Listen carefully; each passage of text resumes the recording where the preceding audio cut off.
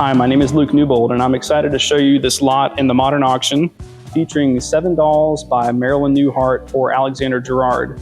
These were gifted to the consignor from Sally O'Malley. These 3 figures are important for the modernist movement. You've got Alexander Gerard, who is the father of color and modernism. So if you think about modernism, starting with the Bauhaus movement, you've got a lot of steel and glass, cold lines and architecture. Alexander Gerard comes into the scene in the 1950s, starts working with Herman Miller, and you can see we have some Eames furniture in this sale, which he was producing the upholstery for that company. In 1961, Gerard's opening a shop in New York. It's called Textile and Object. And in the late 50s, he discovers these dolls by Marilyn Newhart, who are given to him by Ray Eames. And Marilyn is working in California at the time. She's a teacher, she's a writer, but her love and passion is textile. So she was quoted as saying that every night she would spend her hours sewing and creating objects. She started creating these dolls in the 50s for her children. And as I said, they were discovered by Ray Eames and gifted to Alexander, who had a love for folk art.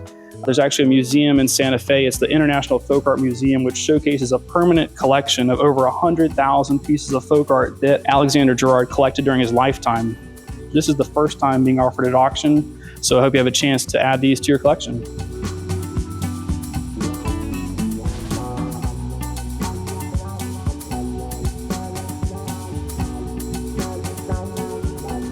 Hi, I'm Lauren, and I have here with me today a number of prints that are currently in our modern auction.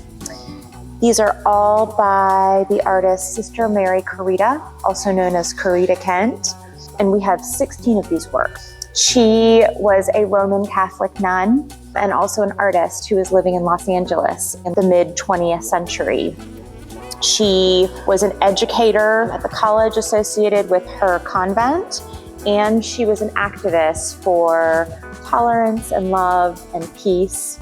She was living during a time when pop art was gaining momentum and getting started in the middle of the century. She started doing silkscreen prints, and a lot of them incorporated big, bold text. Later in her life, she moved to Massachusetts because she found out that she had a cancer diagnosis. So she left the sisterhood, moved to Massachusetts.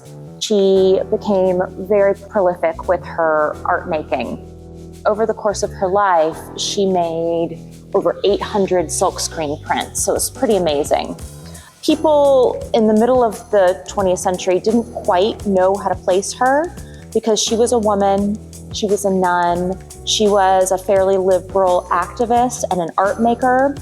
But over recent years, people have really accepted her into the canon of art history, and she's seen as a pop artist. And I'm just fascinated by her work because she marched to the beat of her own drum, and looking at her work just brings happiness.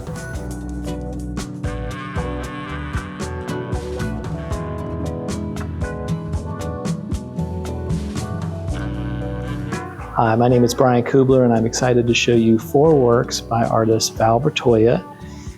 I have 2 here that were gifted by the artist to the consignor, and 2 over on this side that are actually in the collection of the artist. So proud to represent all 4 pieces here at Leland Little Auctions. The 2 over here feature beryllium copper rods that are silvered onto brass and bronze base plates. The 2 over here, one featured here is a gong from the artist, and also a streamlined horizontal sound sculpture. All 4 sound sculptures come out of a tradition that Val started actually with his father in working with him directly in the 70s. His father's name is Harry Bertoia, renowned sculptor, designer that worked throughout the 50s, 60s, and up to 1978, making large-scale installation sculptures, one that hangs at MIT, 20-foot tall sculpture. You'll notice that each one is numbered, starting with a B. Each one makes its own unique sound.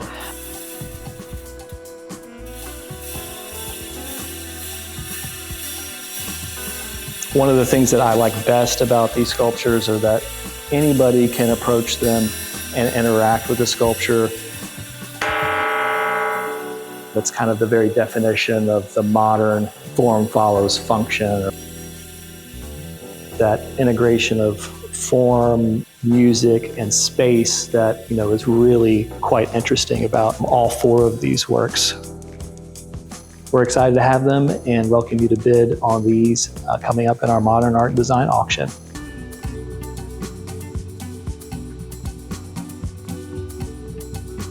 We're excited to have this painting by Kenny Scharf from the collection of Pamela and William Royal in Richmond, Virginia. Now living on the West Coast and based out of Los Angeles, Kenny Scharf first came to prominence in the early 1980s New York East Village scene. He earned his BFA from the School of Visual Art in the city, and he was friends with artists like Jean-Michel Basquiat and Keith Haring, and was also counting Andy Warhol as a mentor of his. Kenny describes himself as a pop surrealist. His works, be they painting, sculpture, or performance, are based on pop culture, his past experiences, and his desire to break down the elitist boundaries of fine art. This painting, for me, makes me think of fantastical Dr. Seuss imagery.